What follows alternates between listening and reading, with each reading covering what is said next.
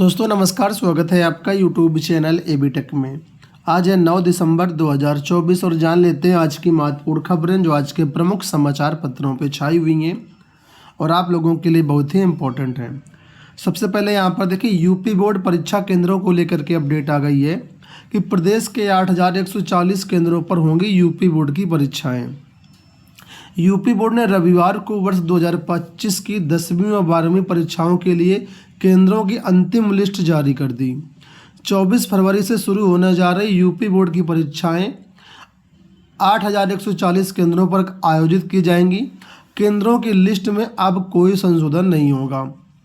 इन केंद्रों में कुल 54,32,519 छात्र परीक्षा देंगे, जिनमें 28,90,000 छात्र हैं और 25,42,000 छात्राएं हैं।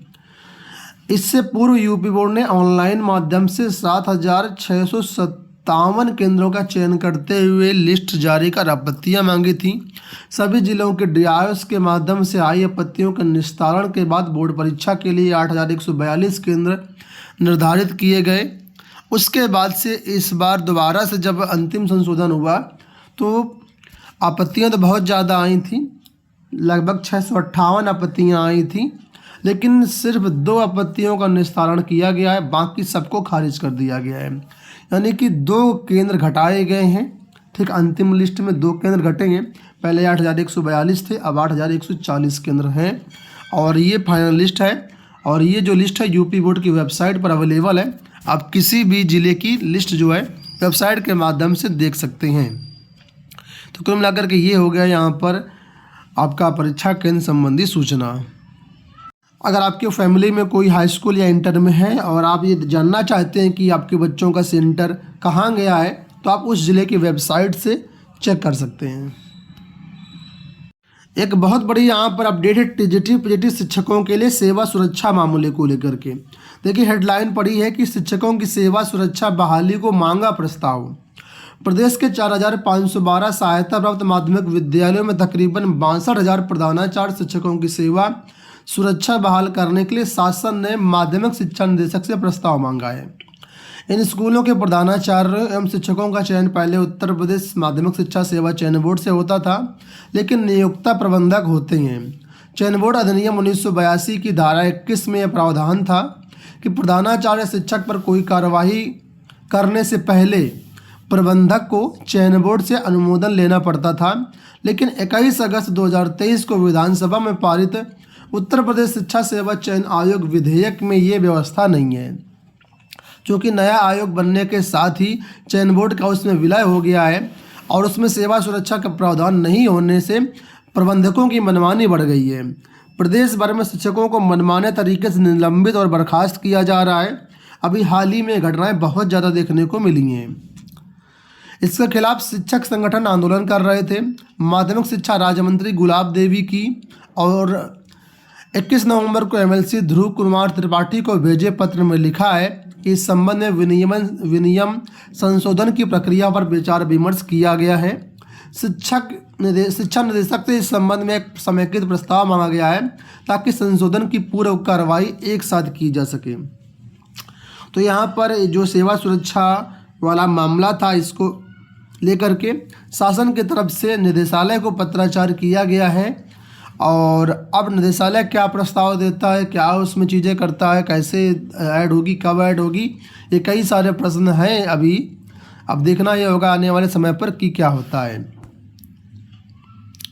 उत्तर प्रदेश लोक सेवा आयोग से देखिए अपडेट है कि जब तैयार है प्राप्तांक तो देर क्यों कर रहा आयोग।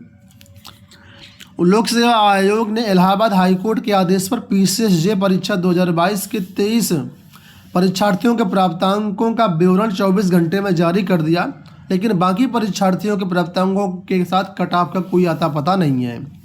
इससे सवाल उठ रहे हैं कि जब आयोग अभ्यर्थियों के प्राप्तांकों का विवरण तैयार कर चुका है तो उसे जारी करने में देर क्यों कर रहा है।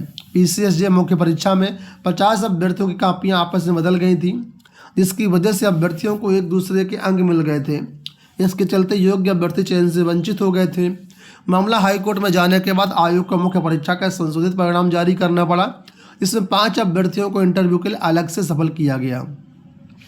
तो छात्रों का कहना है कि जब हाईकोर्ट के आदेश पर 23 अभ्यर्थियों के प्राप्तांक जारी हो जाते हैं तो बाकी जो अभ्यर्थी परीक्षा दिए उनके प्राप्तांक क्यों जारी नहीं किए जाते, क्यों कट ऑफ जारी नहीं किए जाते, ऐसा नहीं होना चाहिए। पुलिस भर्ती मामले को लेकर के यहाँ पर अपडेट है कि ईडी ने पुलिस भर्ती बोर्ड से मांगे सिपाही भर्ती परीक्षा कराने के टेंडर के दस्तावेज।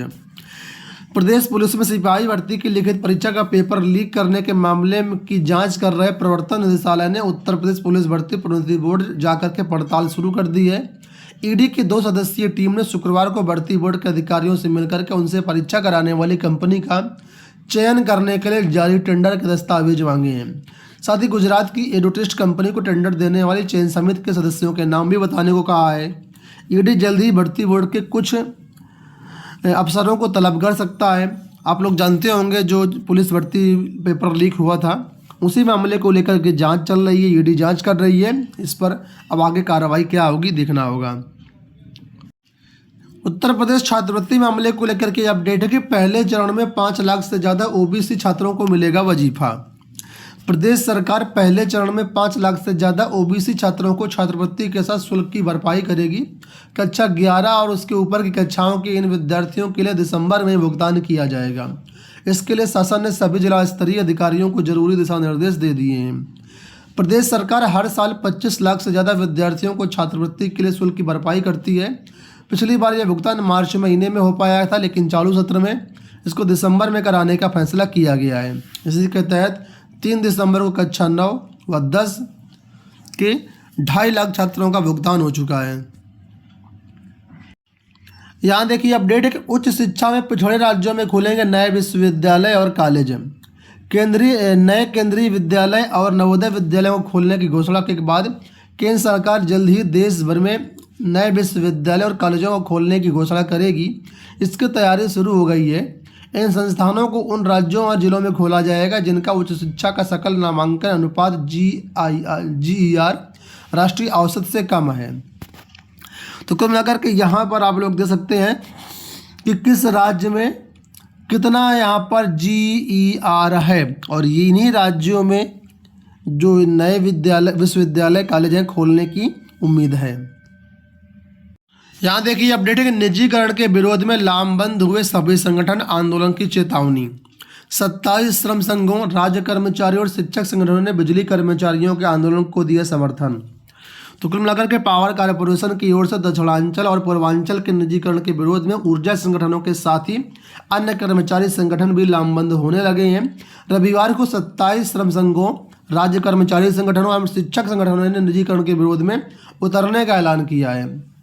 इन संगठनों ने संयुक्त रूप से सीएम योगी आदित्यनाथ से निजीकरण का प्रस्ताव निरस्त करने की मांग की है। अंत में बिहार से छोटी सी अपडेट है कि तबादले को 33,227 शिक्षकों ने किया आवेदन।